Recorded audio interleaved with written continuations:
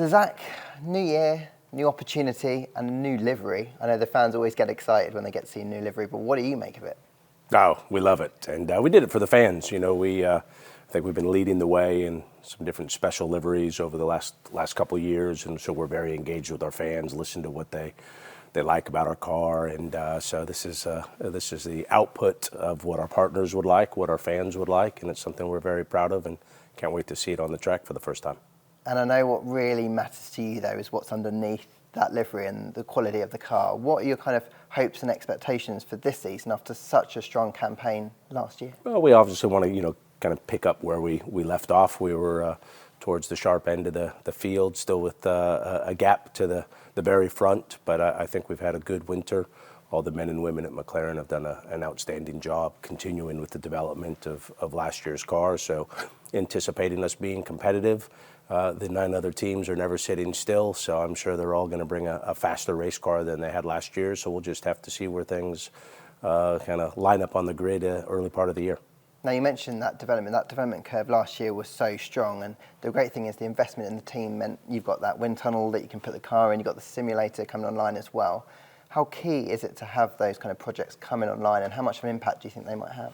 Well, very important. And, Formula One's all about incremental gains, whether it's incremental gains from your people or the technology and the resources that you have. So we do have everything that we need, but it's a very competitive sport. Very proud of all the work that everyone did last year. We have some new additions, which will be additive to this already great team, and some new technologies. I think in Formula One, there is no silver bullet. It's about incremental gains everywhere, and that's where the team's pushing very hard. Now, you mentioned there were some new additions to the team, but you've also got stability within the driver lineup with Lando and Oscar. How excited are you about what they might be able to achieve this season?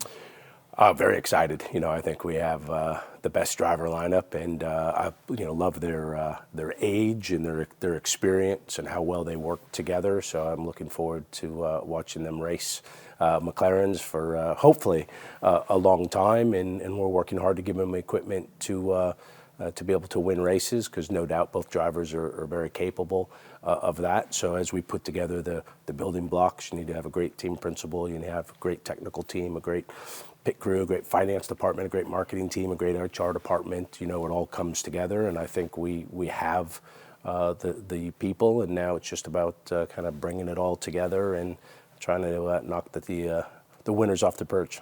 Now, to try and do that, I guess the people you've got to knock off that perch are Red Bull. Do you think you'll be able to fight them a little bit more consistently this year? Because you were the greatest threat to them last year. Yeah, it's hard to know. Also, Mercedes, Ferrari, these are unbelievable racing teams. So I think, obviously, I would think the industry are all pointed towards Red Bull, thinking that they'll be the favorites. I think based on what they did last year, they have to be. But I think the pace of development, as you saw with our race car last year, I think it's kind of hard to say definitively who's going to be at the front, because the grid is so unbelievably close now, thanks to really the cost cap that's brought parity. We still have some work to do around regulations for the future to kind of make sure this A-B team and co-ownerships doesn't kind of take away from the sporting fairness now that we have this cost cap in. And so on that basis, I think you're going to have 10 very competitive teams next year.